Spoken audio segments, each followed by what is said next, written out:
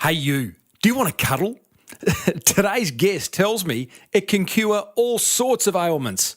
He says we're sex obsessed but touch deprived. In fact, he's actually started a business selling cuddles. Come on, you know you want one. Well, I said, welcome to a small business marketing show where successful small business owners share their souls to take your marketing straight to the lead. Now, here's your host, Mr. them.We. And welcome back, listeners, to another episode of Australia's #1 marketing show. I'm your host, Reid. You, so much more importantly, you're a motivated business owner and you are ready to crank out some great marketing to build that beautiful baby of yours into the empire it deserves to be. Now, that's exactly what we do around here, and it's around this time where I suggest it is a very big show. Well, it is, like it still is. Today's episode, big show, but it's a little bit weird. So if I didn't lose you at the top there talking about cuddles, that's good, because ahead of us, it gets a little bit weird, but that's all right. You will learn. Your marketing will improve as a result of spending time with me for the next however long. We're joined by a fellow Adam Lippin, a.k.a. the Cuddlist, and he has a very interesting story. He is starting an entire industry selling cuddles and helping other people sell cuddles. More on that in a minute. It's not the first business he started, by the way. He's a successful entrepreneur prior to that. Also got a motivational marketing quote that will feed your curiosity. Now, today's show lovingly brought to you by a couple of businesses. One is Net Registry, who get your online marketing sorted. Anything, websites, hosting, domain names, web design, you name it, they do it. And you can find out some exclusive listener offers just for you, the motivated business owner over at netregistry.com.au. And we're also made possible by the very motivated folk over at Key Person of Influence. Although a wacky name, it's a really good program if you want to become more visible, valued and connected in your industry. They've got some live events going on at the moment, one of which I'm going to. Love to see you there. More on that later, but do check them out over at keypersonofinfluence.com/Timbo. Hey, here we go. As per usual, there is marketing GOLD just bursting, dripping from the ceiling over here at Small Business Big Marketing's HQ. So let's get stuck right in. Do you need a speaker for your next conference? Recommend Timbo to your event organiser. Or better still, book him. Tim Reid, that's reid.com.au. And by stuck right in, I mean it. Like, let's not muck around. There are cuddles to be had. We've got to understand this a bit more. I do love it when people start a new industry, have the courage to, put it out there and see what happens. So we're about to be joined by this New York-based fellow. His name's Adam Lippin. He calls himself the Cuddlist, and he has started a business over at Cuddlist, cuddlist.com. Now, what he's doing, he's training health practitioners across America to add cuddling to their revenue stream. I'll let him explain why in a minute, but this is serious. Like, we're not talking naughty stuff. This is serious. And his website's serious and everything he talks about. It's all proven by science and all that stuff. I assure you, it's all above board. Even the cuddle parties he runs. Yeah, cuddle parties. Hey? Wink, wink. Prior to starting Cuddlist, Adam was the founder of a successful chain of restaurants called Atomic Wings. He has a particular penchant for buffalo wings. He's also a yoga teacher. Hey, now, just a quick warning. I do mention a couple of naughty words. So if the kiddies are in earshot, now's the time to give them a big cuddle and send them out to play. You done that? Good. Righto. Hey, I started off by asking Adam, what is his superpower? Oh my goodness, what my superpower is. I guess my superpower is when I can visualize something, then I can make it happen. Wow, just like that. I think so, yeah. It seems to be when anything works for me, it's because I've been able to actually visualize it and sort of feel it. And once it's there, then I can sort of manifest it if I work hard enough. Can you give me an example of that? Because I know for a lot of business owners, they actually struggle to take action. There's no shortage of ideas. They listen to these types of shows and they walk away going, that's unreal, I'm going to do that. But the actual taking of action can be quite difficult. So how do you apply that? Well, I can start with my first business that I started is a restaurant chain called Atomic Wings, and it's all over the United States now. And I saw this need for buffalo chicken wings to expand out of where they were invented, and I just took messy steps. I mean, basically my process was, and it is now with Cuddlist, I start out with a notepad, and I scribble and I scribble and I scribble on it, and I write all my thoughts down, and I jot down like who I can call, who's sort of in the industry that I can think of, what are my resources, and I just collect data and information. And what happens if I'm still interested in it about a month later, and I can still visualize it, then there's a business there. A lot of times when I have an idea, after a few weeks, it'll sort of filter out because I've gone through the process and it's really not there for me. So when this idea of this cuddling website connecting certified professional cuddlers with clients came to me, and it was around for a while, and it never went away, the passion for it. And so then I did some research. I did some very basic things like, got people on Fiverr, researchers on Fiverr to sort of find out everything you can find out about the world of cuddling. I had someone research sort of all the regulations on cuddlers. I reached out to attorneys to find out the legal issues relating to it, accountants, insurance companies, et cetera.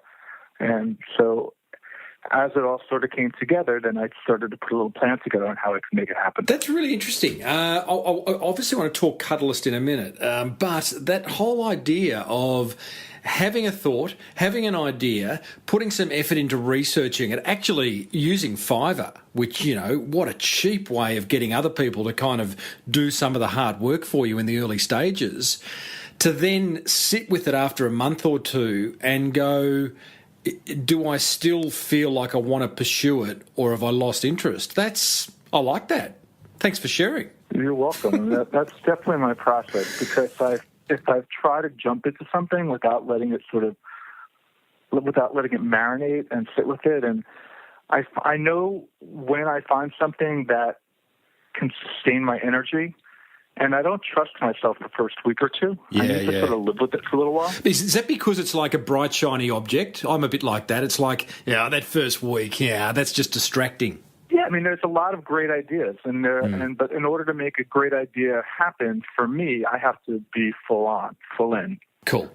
Now, let's talk about interesting ideas, because I think your career progression may actually outdo my guest of a few weeks ago. I had this guy on the show who went from being an aquatic ecologist, I don't even know what that is. He then became a policeman, and now he's a highly successful finance broker.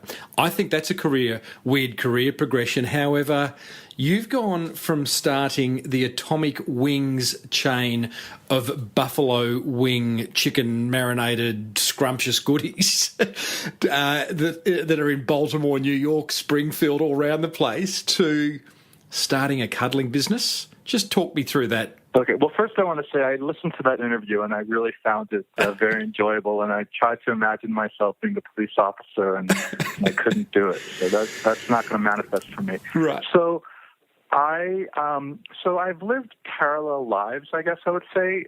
I have always been interested in business and starting business, so that's like a constant for me. But I have this side of me that in college fell in love with buffalo chicken wings, moved to the city, Manhattan, and you couldn't get great buffalo chicken wings. And so Buffalo is actually about 8 hours away from Manhattan, and I would literally get on the bus, a Greyhound bus, and I would go to Buffalo, and I would ask a taxi driver to take me to the various buffalo wing places. And I became friends with some of the owners, and they taught me the trade. And I went back to New York, and I found a kitchen and a bar, and I just started that. And that was a labor of love and passion. And at the same time that was going on, I've also been a yogi, practiced yoga and meditation for many, many, many years. And the whole concept of health and wellness and sort of full beingness has always been my sort of avocation as opposed to my vocation. Which is kind of weird because, like, the buffalo wing eating yogi kind of, does that sit right? No, it really messed with me, to be honest with you. It was a conflict. It sounds crazy, but it was a conflict. Yeah. Yet, I had enough love for both, and I was able to keep it separate. And I turned 50 recently, and I decided that I want to do something else. And I want to do something that can integrate my life, my passions, as well as my skills. So I was thinking about something in the wellness holistic field, and the world of yoga does not need Adam Lippin. The world of yoga is doing just fine. So I was looking around for, like, what is it? What's out there? And then I sort of realized that just my personality, I've always been a hugger. I've always sort of never got the whole just handshake thing, and I've never got sort of like the physical distance that we all keep from each other. Like, we're all sort of, keep ourselves very separate in that whole concept of appropriate space. And I started to think about the fact that in the States, and I'm sure it's very similar in most of the Western world, we're sort of obsessed with sex, and yet we're touch deprived at the same time. And also, in the major cities in New York, over half of the population, the adult population, lives alone, right? So there's a lot of people there who aren't getting their touch needs met. And they either have to do it through going somewhere that's sort of, more sexual in nature, and or they don't get touched at all. And yet touching in the safe, consensual way is the most natural thing on earth. We hug our friends, we see a baby, we comfort someone, and it's a nonverbal form of communication, which is deeper and richer than verbal communication. Well, when we were born, I mean, for how many months or years were we just held and hugged? That at some point that stopped for many. Exactly. That's exactly right. And yet your need for physical intimacy doesn't change, yet your ability to have that physical intimacy changed. So I saw this need to create that space between two extremes, between complete loneliness and isolation for many of us, to potentially people that act out in ways that they don't even want to act out, but they don't have any other way to be intimate, right? Mm-hmm. That there's this whole space that if you take an avenue of therapeutic, non-sexual healing touch. So in doing my research, I spoke to a lot of social workers, a lot of people that work with sort of survivors of trauma, people who work with disabled people who work with elderly people who work with people with anxiety issues, people who work with people who are just lonely. They want to help that person, but they realize that their ability, what they're quote-unquote allowed to do in the context of their profession, is not enough to fully help heal this person. So they intuitively got it. And once the social workers and the therapists and the people that do work with people in a healing modality said, this is something that I can really do, and I could really offer my clients this, and it would really help them, then that made it really exciting for me. Was there a moment when, so you've gone and done all that research, you've spoken to many people, tell us, obviously there was that moment when you've gone, I am going to do this, and you jumped off the cliff? Yeah, pretty much. And then for my webmaster from my Atomic Wing business, I called him up and I said, Joe, don't laugh, but you're doing this with me. And I told him the idea. What's Joe like? Is he a big burly web developer, or is he a hugger? Yeah, he's like your typical. He's like 25, and he's sort of like your typical. He's very bright. He's in user experience. So he's very sort of like that metrosexual. Tech. Yeah, but he's kind of like this tech guy who, is pretty a straight shooter, and it was really funny. So at first he was not really sure, and then his mother, who works in a hospital setting, he told her about it, and she said, this is brilliant. You have to do it. And so from that moment, he was all in. And so that's what happened. I said, I literally said, I'm giving you $5,000 to build a website. Let's get a minimal viable product going. And it turned out to be more than $5,000, but, we just kept on working, and I kept on building a team as I went along. You're about a year. You a year into it. How old's the business? Not even a few months into it. Okay, so where are you at now? I want to talk about very shortly the actual whole experience, but just to give us a sense of where are you at now. Wrap some numbers around it if you can. Sure. So right now we're in the very beginning stages. So right now we have 40 cuddlers on the site, and we're onboarding about 4 to 5 a week. Currently, they're paying a monthly fee of $30. What's happening now is we're shifting the model a little bit. So now what we realize is a lot of people want to be trained to be certified cuddlers. So we're now putting a value on that. I literally can send you the artwork, but Cuddlist Training Academy, where we're going to have workshops all over the country where we're not exactly sure how much we're charging, but going to be a valuable experience that's going to be worthy of being paid for. And so that's sort of the model going forward. So there'll be the training component in this Cuddlist Training Academy portion to make sure we're getting people that are on board, that are motivated, and that are sort of mini entrepreneurs in themselves. Right. So they currently have, an existing practice where they work one-on-one with clients. So that's sort of what we're doing now. So we're in the very infancy stage of it. Hey, listeners, I am chatting with the cuddlist himself, Adam Lippin. Before I ask Adam to role play with me a cuddling session, yep, I'm going to do that, let's hear from a couple of businesses that, if they could, would give you a big cuddle as well. This show is made possible by Key Person of Influence, which, according to the Huffington Post, is the world's leading brand accelerator program. Now, they've got some very cool one-day events coming up with some amazing speakers. So I asked head honcho Glenn Carlson to pick his favourite. His answer may well surprise you. That's horrible, mate. I'm going to have to say, while there's Matthew, who's built, the third fastest growing company in Australia, sold it for tens of millions. Valerie is obviously one of the best content creators in Australia, talking about profile. Tim, his company's built over $1 billion worth of value in his clients. Andrew Griffiths, 12 best-selling books. But, mate, I'm the MC. I'm the one that brings it all together. So, despite all these amazing speakers that have got incredible tenure in their space, I'm gonna say my favourite's got to be me. Oh, you gotta love a big cheese that backs himself. All jokes aside, do your business a favour and grab a $57 seat over at keypersonofinfluence.com/Timbo. Support for this show comes from Net Registry, a one-stop shop for getting your online marketing sorted. Verity Ma, their Chief Marketing Officer, recently told me this story of a very happy mechanic. So one of my favourite stories of customers that I heard was a salesperson was talking to a mechanic, and he was talking about what sort of email he would like to have and what kind of hosting, whether he wants cloud or cPanel hosting. And the mechanic just said, look, I don't care, build my website, here's my phone number, make my phone ring and send me the bill. And that was the last we heard of him. He didn't provide us content. He didn't provide us any details about his business. We had his contact details. We wrote all the content and we just got his phone ringing and sent him the bill. Net Registry, where happy mechanics go to grow their business online. Visit netregistry.com.au or give them a buzz on 1300 638 734. And tell them Timbo sent you.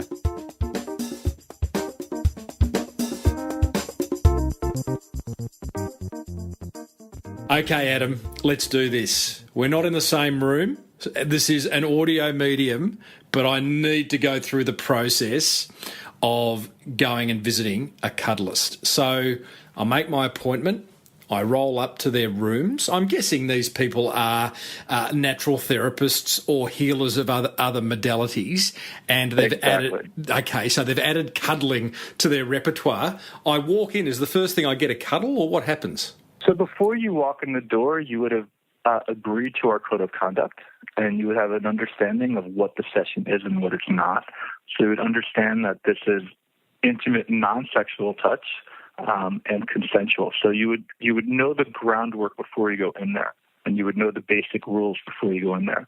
So once that's established, you would walk in, you would knock on the door or whatever, and the cuddlist would greet you, and they would say hello, they would orient you to the space, they would ask you if you want something to drink, and then they would sit down with you and they would start to ask you, why are you here? What do you want to get out of the session? And would sort of discuss the ground rules, and then go into the session. And so it can look very, very differently for different people. For some people, just being there, showing up is a breakthrough, and maybe just holding someone's hand and talking is enough. Mm-hmm. Some people would want, I want a big bear hug. I want a big cuddle. I want to lie next to you and just get spooned all, for the hour. Oh, wow. So many questions. So many questions. So right there, I mean, you're going to have a lot of nervous people doing something that is very alien to them. Mind you, some people would be very open to it and they'd be running in to have their cuddle. But, for most people, a cuddle might be like, I don't know, 3 seconds might be a long time. I hug my 2 teenage sons. I try and hold them for 20 seconds because I read somewhere once that at that point there's a transfer of something that is good for both of you. So for my 2 boys, that's what I do. But these sessions, what are we talking? Are we talking 30 seconds and you're out of there, or is it 30 minutes, an hour? No, it's basic. You pay by the hour. It's $80 US an hour. So depending on, people book for an hour or 2 hours or longer. No. And the session is really driven by what the client's needs are and what they want to get out of the session and how they experience the session. Adam, just get really clear here. Are we cuddling for an hour? Yes, you can cuddle for an hour. You can take breaks. You can switch positions. You can talk. You can do whatever you want. And what happens is, after you get through we say this is a comfortable place to be uncomfortable. Once you get through some basic, uncomfortability, and we say, when the client and the cuddlers see each other, and when they really see each other and they acknowledge each other on a deeper level, then that's where the healing can really start, because that's when the client is able to open up and get out of the session what they, even if they weren't exactly sure what they originally wanted to get out of the session is. I've been through sessions where, that hour has felt like 10 minutes. And there's something physiological which happens to you during that period, and we can make light of it, and for some people it's just a lovely, wonderful experience. For other people it can be quite healing and quite transformative. Wow. I've got, again, so many questions, and I know my listeners will as well, and I need to make sure I cover them all. You mentioned positions. You mentioned spooning. To me, a cuddle, I mean, that's, again, depends who I'm cuddling, but yeah, it's either standing up or lying down, and you have a cuddle, and that's it. Potentially, you can get into a bit of spooning action, can you? Sure. You can. The concept is anything. So the ground rules are close down the whole time. I mean, and you don't touch any area that you would. If any area that would be covered up in a bathing suit, you just don't touch that area, right? So those are the ground rules. So within those ground rules, then you have complete freedom. The other thing is, there's full-on consent. So you would say, if a client, let's say you want to try something, you would ask and get a verbal yes before you do it. But basically, it's so PG or G-rated and lovely and heartfelt that's not an issue. Okay. Elephant in the room time. Yeah, Listeners, get the kids out. Turn it down. Put the headphones on. Whatever you're doing. Boners. There you go. I've said it. Yeah. Boners, stiffies. I'm representing the men here. Yeah. No, I get it. So it is possible for arousal to happen, and it is possible for attraction to happen. We're human beings, and 2 people are being physically intimate with each other. The rules are you don't act on it, and and so from a physical perspective, let's be real. You move, you shift a half an inch away. But really, the truth of it is, so you're in this very intimate experience, and potentially you're feeling aroused, right? What happens if you don't act on it? So our culture is so trained on acting on, we feel aroused, we must act on it, right? But what happens if you don't act on it and you stay with it? What happens is that feeling sort of dissipates and it shifts. And when that happens, that's really a transformative moment. So, for example, the first time I had a cuddle session, I was unsure what was going to happen if I had a boner, right? How was I going to handle it? How was I going to feel? Was I going to be scared, embarrassed, nervous? What was I going to feel? And what happened was I felt myself getting aroused. I noticed the feeling. I shifted my body a tiny bit. I held the position, and it dissipated, and I felt released. I felt beautiful, and that wasn't something that happened. Okay, I hear you. What's interesting about this, because what are you? You're a franchisor. Is this a franchise or a license agreement? Whatever it is, you are employing people, or at least educating them and selling them the rights to use your brand. Boy, oh boy, have you, putting aside the clientele who may be coming in with the wrong intent, and you know, that hopefully is a minority, but what's your screening process for the cuddlists? Because... Well, we do... Yeah, go. Yeah, we do criminal background checks on everyone. We have an insurance coverage, which is very similar to the coverage that if you employ home healthcare aid workers, you're sending people into houses. Similar coverage, and it's really not that big of a deal. For example, if you're a massage therapist, people are getting undressed. You know, everyone said, you know, the whole, you know, think about, you know, so people are used to being in physical intimate settings, but no one thinks about it. Yeah, look, I get it. Part of me in having this chat with you, I feel like, I mean, I don't want to go to, you know, the idea of the elephant in the room and these questions that I'm asking. I kind of guess it's nice to be clear on them, but at the same time, I mean, I think what you're doing is actually quite beautiful, and I really genuinely hope it works, because I think you're right. I mean, you live in New York. I mean, goodness me, talk about a Sydney that, you know, a lot of people who haven't had that touch for a very long time, living by themselves, all that. That's similar to many cities around the world. So, mate, I hope it works. And then imagine you're disabled. Imagine and imagine you're elderly and you're in, you know, a home for the aged and no one touches you. Yes. And just to have your face stroked, perhaps, or your arm stroked. These are beautiful moments that people up until now have not had the ability or the access to it. It's kind of crazy the world's got to this, isn't it? So I think, I never understood that. So that was the reason for this business. I didn't understand why we all just weren't going around hugging each other and comforting each other and being present for each other. Do you ever hug strangers? I hug strangers all the time. I ask, I say, can I have a hug? Would you want to hug me? Absolutely. Oh, nice. All the time. Man, you should have done that you know, free hugs thing that guy did all those years ago and went viral. Yeah, absolutely. Man, that should have been you. Yeah, well, I've done my share of it, but I literally will see someone and I'll say, give me loving, you know, and I don't know, it's just intuitive. I don't even think about it. I mean, I understand consent, so I'm very careful not to just touch anyone, you know, that doesn't say, yeah, give me a hug, but absolutely. Now, let's talk it from a marketing point of view. You have got something, and I've mentioned this idea to a number of people knowing that I was going to be interviewing you, and I would say the majority looked at me, and particularly women more than men, looked at me and gone, yeah, right, giving me that kind of look. Right. So marketing blockage number one, people think this is sexual. Marketing blockage number two, people don't know this thing exists, this thing called Cuddlists. So how are you going about getting the word out? Great question. And first of all, most of the clients are men. Women, just a quick thought. So women are relational in general, where they have a group of people that they use as a support group to discuss life issues and work issues, and they talk to each other and they hug each other, and women sort of have that sort of bond with other women that just, for whatever reason, they have it. Where men are what are called transactional.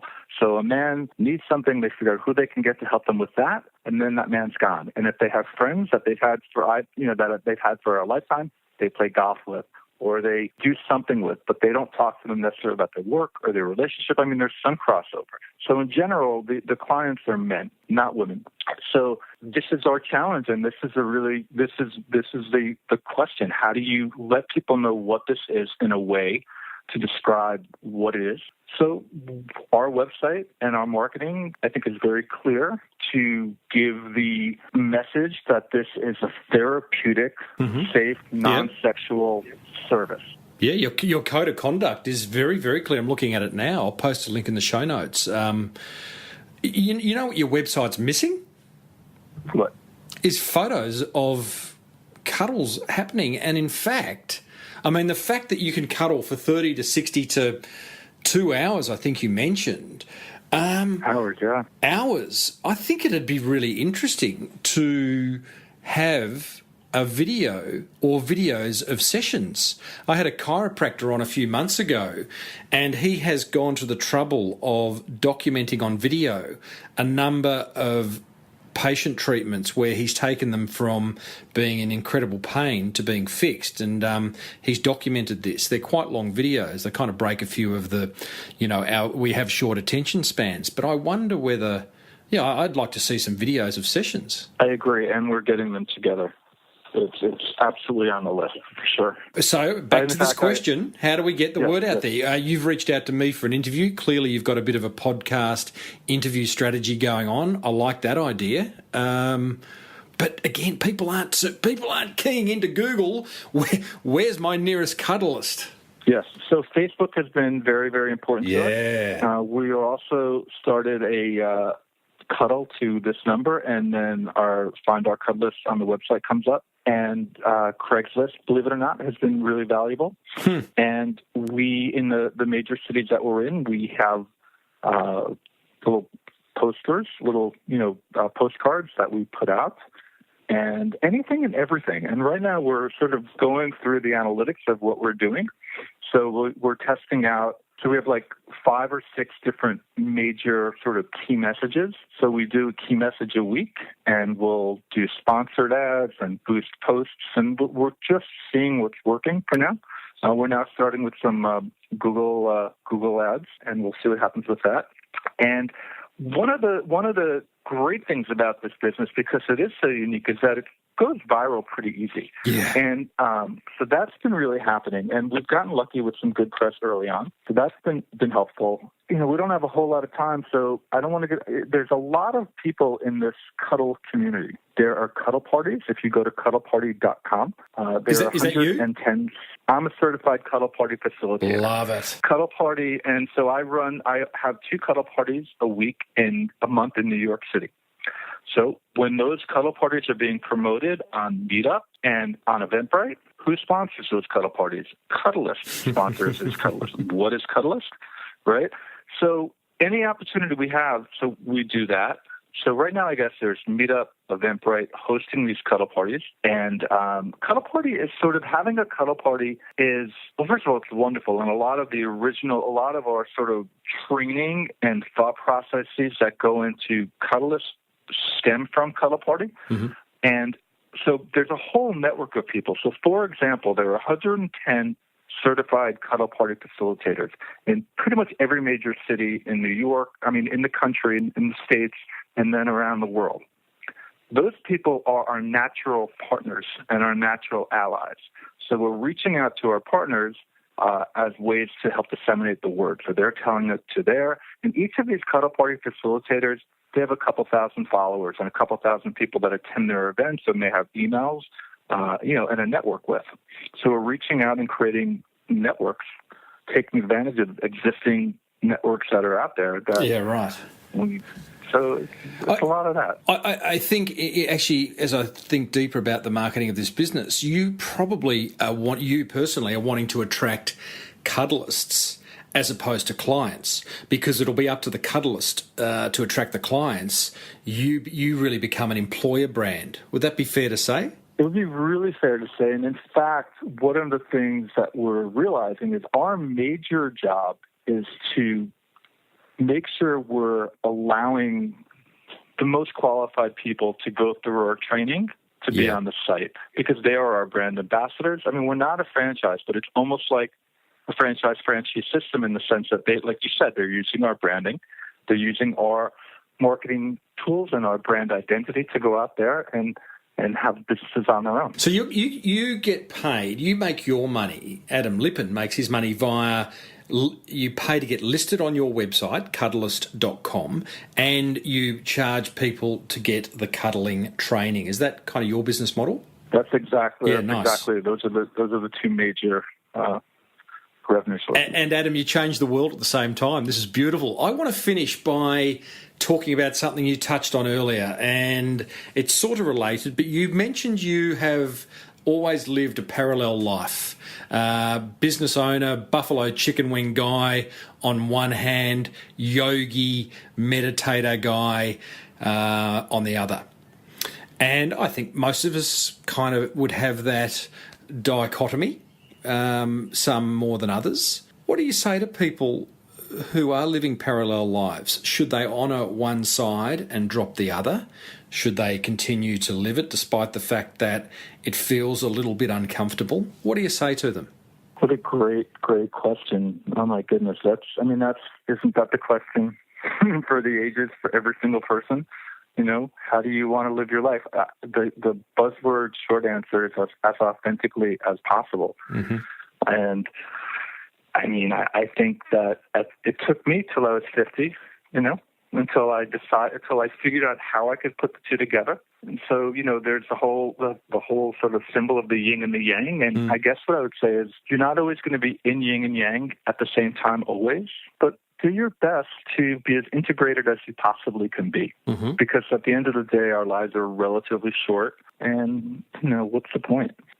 I think sometimes, so you're 50, I'm guessing you made a decent amount of money from Atomic Wings, which freed you up to launch into something like the Cuddlist, which is high risk. Was that a major part of your decision making, the fact that if this failed, you weren't going to be left financially destitute? Yes. I mean, you know, money's certainly a reality. And so, yeah, I was able to do it. I was able to take the risk and do it at this point in my life. Which is kind of not the answer I was hoping for. I knew that it was kind of going to be the answer, but it's like those people who don't have the safety net of cash flow, you know, who are living parallel lives. I don't know. I'm not sure what the answer is, and probably we won't work it out today. You know, there's. I hear you, and I don't have, other than I think if you want something enough, you can manifest it. Yeah. And there are ways to make things happen with different amounts of money. And sometimes when you're really bootstrapped, when I started my wing restaurant, my wing chain, I literally completely bootstrapped it. You know, I everything was used. I hand wrote a menu. I begged, borrowed, and stole from friends and family, and that was, you know, really creative and really wonderful. I'm in a slightly different place now that I had a little bit of money to capitalize this. Mm-hmm. But I'm sort of at a loss with that particular question. Yeah, no, fair enough. And you know, a big question. You know, we'll do a 12-month workshop on it one day together. Hey, hey, listeners, check out Adam's business. It's Cuddlist, cuddlist.com. Adam, are you on Twitter? Yes, at Cuddlist and Instagram and Facebook. Mate, I wish you all the best in changing the world. I think you're doing a wonderful thing. And how do we do this? Big hug, brother. Big hug, and thank you so much. This was actually a lot of fun. I appreciate it. Well, there you go, team. That was Adam Lippin, the Cuddlist. Go and check him out, cuddlist.com, and be sure to hit him up on Twitter. Let him know you heard him on the show. I've got my top 3 attention grabbers following that little fireside chat with Adam, and these are brought to you by the good folk at Key Person of Influence, whose one-day brand accelerators, absolutely not to be missed. If I see you there, I'll give you a big cuddle. Check them out at keypersonofinfluence.com/Timbo and netregistry.com.au/Timbo for 3 exclusive packages to get your business sorted online. Now, attention grabber number 1. Think about how to greet your clients when you meet them. I'm not suggesting you hug them, but hey, if you're a huggy type person, go for it. But what do you do? Handshake, high five, eye contact, whatever it is, put some additional thought into how you are greeting your clients and your prospects and your suppliers and the media, whoever comes into contact with your business. Attention grabber number 2, use Fiverr to find people to do your initial research around an idea. I really like how Adam does that. Maybe get them to research your competitors, review their websites, their social media activity, trends overseas in your industry, all sorts of stuff that you're not getting around to doing. Head over to Fiverr, it's Fiverr.com. Fascinating website, that. Attention grabber number 3, have crystal clear rules of engagement. Let your prospects know this is how we do business. If you go over to the Cuddlist.com, because of the nature of what they do, Adam's rules of engagement are crystal clear. Bullet point, really address all the questions that people may have, and it's really clear how you do business with a Cuddlist.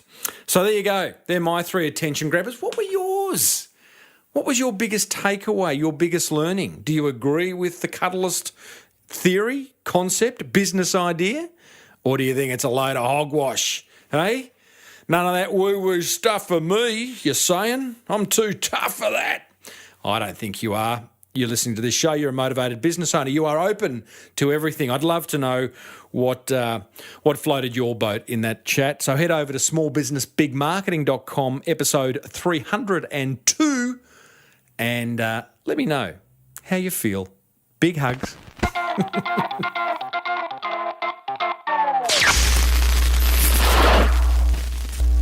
Some wise soul once said, curiosity is the spark behind the spark of every great idea.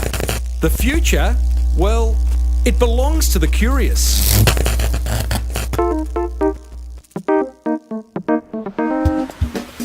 Well, there you go, team. That would be just about the end of episode 302. Hope you enjoyed it. Plenty of marketing gold coming your way, though, in the weeks ahead. Next week, the tables are turned when past guest and friend of this show, Melissa Maker, interrogates me, and I do like being interrogated by Melissa between you and I, about exactly what I've done and how I've gone about building my successful speaking business. She wants to be a speaker herself, and I tell her how I've done it. Hey, big hugs. See what I did there?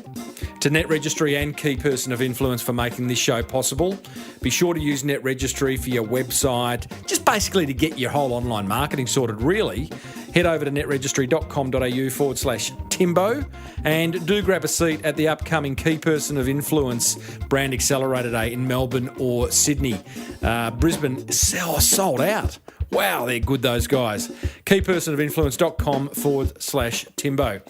Hey, thanks to editor extraordinaire Daryl Delirious Misson for hearing me out. Hey, if you'd like to utilise Dazza for your own podcast, email me, tim@timreid.com.au. And a big man hug to Lockie Dolly.